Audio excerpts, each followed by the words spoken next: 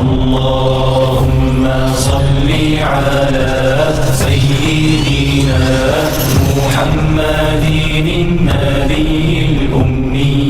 ایک نیکی دوسری نیکی کا سبب بنتی ہے.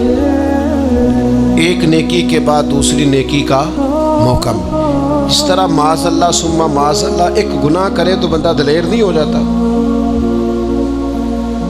کہ چلو یار ایک کر لے. ہمارے بزرگوں نے لکھا ہے کہ آپ کی نماز قضا ہو جائے تو کسی کو بتائیں نہیں میری قضا ہو گئی. پھر تو وہ کہے گا چلو میں بھی قضا کر لیتا ہوں. آپ کوئی گناہ کریں تو گناہ کا اعلان، کوئی غلطی ہو جائے تو چھپائیں، بتائیں نہیں، ورنہ دوسرے بھی دلیر ہو جائیں.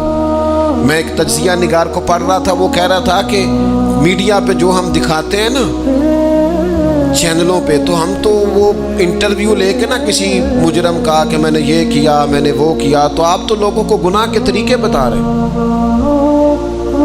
آپ لوگوں کو دلیر کر رہے ہیں کہ اس نے کر لیا تو میں کر لوں گا تو کیا ہو گیا. ایک گناہ دوسرے گناہ کا دروازہ کھولتا ہے.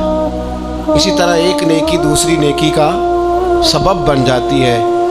عارف رومی فرماتے ہیں ایک شخص نے اپنے مرشد سے پوچھا تھا کہ حضور مجھے کیسے پتہ چلے گا کہ میرا ذکر قبول ہے؟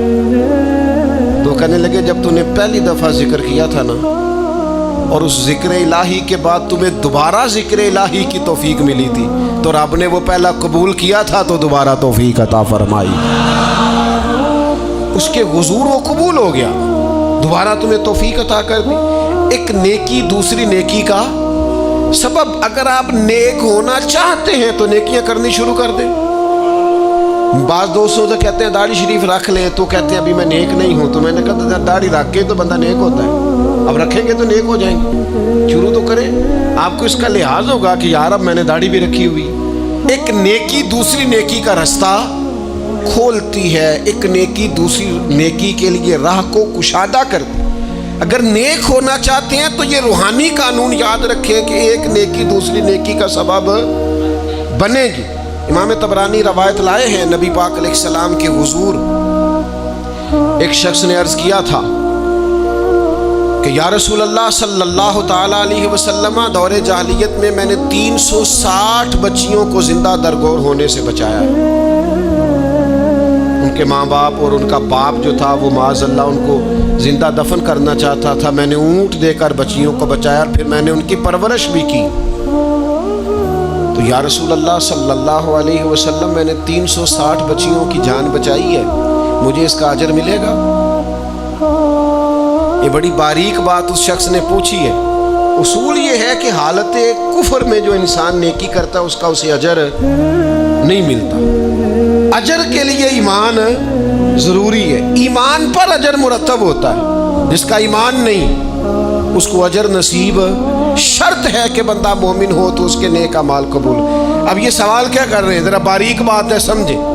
یا رسول اللہ صلی اللہ تعالی علیہ وسلم کیا مجھے اللہ اجر دے گا؟ میں نے دور جاہلیت میں 360 بچیوں کو زندہ درگور ہونے سے بچایا ہے، اس کا مجھے اجر ملے گا؟ قربان جائیں. حضور فرماتے ہیں انا افصح العرب، میں عربوں میں سب سے زیادہ فصیح و بلیغ ہوں. اس نے کہا حضور اجر ملے گا؟ تو حضور فرمانے لگے تمہیں تو اجر مل گیا ہے. وہ حضور سے پوچھتا ہے یا رسول اللہ میں نے 360 بچیوں کی جان بچائی ہے، زندہ درگور ہونے سے بچایا، اجر ملے گا؟ حضور فرمانے لگے تمہیں تو مل گیا ہے. او بھائی مل گیا ہے نا، حضور کے سامنے بیٹھا ہوا ہے، اس سے زیادہ بھی کوئی اجر ملنا ہے؟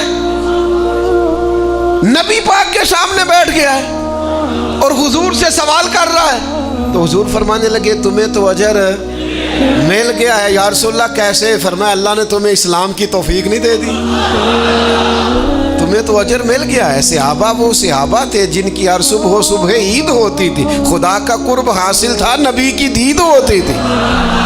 تو اجر تو مل گیا ہے تمہیں، اللہ نے اسلام کی توفیق عطا کر دی ہے. وہ جو تم نے دور جاہلیت میں نیکیاں کی اس کا اجر یہ ملا کہ اللہ تعالیٰ نے تمہارا سینہ اسلام کے لیے کھول دیا، تمہیں اسلام کی توفیق مل گئی ہے، تم مسلمان ہو گئے ہو تو اس نیکی کا تمہیں اجر ملا ہے. زندگی بھر یاد رکھیں آپ نیکی کریں گے تو نیکیوں کے رستے کھل جائیں گے. آپ تقوی کی راہ پر چلیں گے تو آپ کا سینہ اللہ تعالیٰ کھول دے گا عبادت کے لیے، ایک نیکی دوسری نیکی کا سبب۔